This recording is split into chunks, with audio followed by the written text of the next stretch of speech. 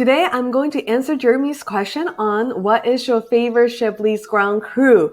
Oh my gosh, this is like Sophie's choice for me. Can I just say I love them all? Okay, let's talk about what Chablis Grand Crus are and how they differ so you can determine for yourself which Grand Cru you would like to try the most. Or if you have tasted them all already, leave a comment below to let me know which one you like the best. First of all, think about Burgundy as a pyramid. Not in the sense of pyramid scheme, but with the recent price surge, it does feel like they're running some kind of pyramid scheme, if I may say so myself. I meant pyramids in the way they categorize their wines.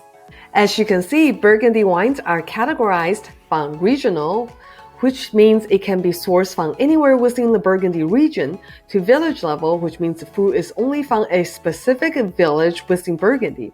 Then Premier Cru, which is sourced from a specific vineyard that was classified as good or Premier Cru. Then finally, Grand Cru, which is sourced from a specific vineyard, but that's classified as the best from Burgundy. Production-wise, Grand Cru only represent about 1 to 2% of the total production, hence you see it on the top of the pyramid here in the photo. There are a total of 33 Grand Crus in Burgundy, and 7 of them are from the Chablis region. So let's dive into it to see how they're different from each other. When it comes to learning about Burgundy, you have to study with a map. The vineyards are established by microclimates, so it's always helpful to see on the map to help you understand it better. Starting from the south is the Grand Cru of Chablis.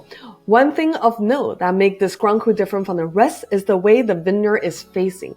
Notice that in the map, there are hills right over here. Almost all the other Grand Cru are kind of on the lower side or on the western side of the hill, so they all face west for the most part. But Chablis is the only one that faces this way, which is kind of southeast, similar to the Premier Crus just below it. So sometimes it gets the short end of the stick because it doesn't pack the same structure as some of the other Grand Cru. However, I do appreciate the elegant floral and more approachable style of Chablis, as it's an easy Grand Cru to get into if you're new to Chablis. Revenot is the most famous producer for this Grand Cru, but if you don't feel like spending $600 per bottle on a Chablis, I highly recommend trying Guy Robin instead. They have some of the oldest vine in this Grand Cru and the price is very reasonable, and they have definitely upped their quality in the recent vintage, worth giving it a try.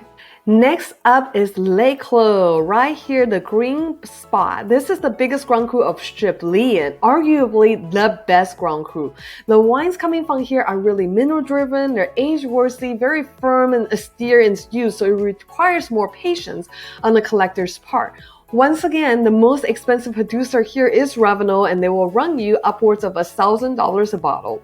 But you can also easily find producer pricing starting at about $70 per bottle to give it a try. Next up is Valmue, or the yellow triangle right here. If Les Clos over here is considered the best, then Valmue and the blue square, the Val d'Isère right here, are tied for second place for Chablis Grand Cru. They can take just as long in the cellar and it's perfect for anyone who loves a really firm, acid-driven Chablis. It's slightly bit more linear compared to the Les Clos, but I won't be complaining if anyone's offering me a glass. Let's jump to Val d'Isère next, the blue region I have going on over here. This is again arguably the second best, although many will rank this above Les Clos as the best Chablis Grand Cru. So how do you feel about that? Leave a comment below. The region is well protected by the element and south facing. The best producers here makes a really floral, elegant Chablis with a touch of finesse and good expression of the fruit that makes many wine collectors love this Grand Cru. Moving on to La Grenouille.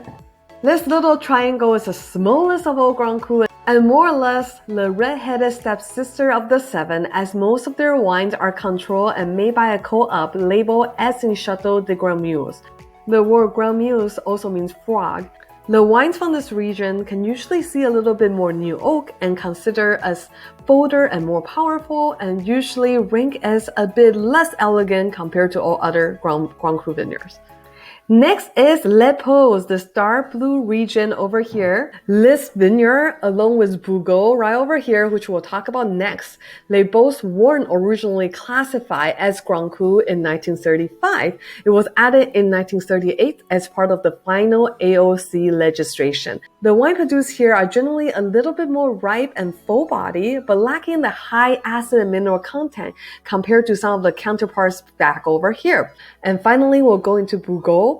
Similarly to Les Paux, it didn't get classified as a Grand Cru vineyard until 1938 and is the most northwesternly of all Grand Cru, also producing full-body rustic styles of Chablis. Oh, and hey, there's a bonus. Here in this gray area, this is Les Moutons vineyard, which is divided between Les Paux and Val d'Isère. About 5% here and 95% here.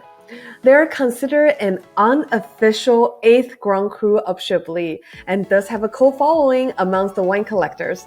The vineyard is a monopole owned solely by Albert Pichon. If you want to try the bottle, it's going for about $200 per bottle. Okay, I know that's a very long-winded answer for Jeremy's question, but to answer his question finally, my favorite Grand Cru, just like most, is the Les Clos. And hey, I'm not going to complain if anyone is going to offer me any Chablis Grand Cru wine. I hope you find this video helpful. If you love to drink wine and learn about the wines you drink, then go and subscribe to my mailing list at angiesan.com so you'll get updates on all my wine videos, and this will help put some awesome wines in your collection and food on my plate. So please do it now. Thank you for watching. Until next time.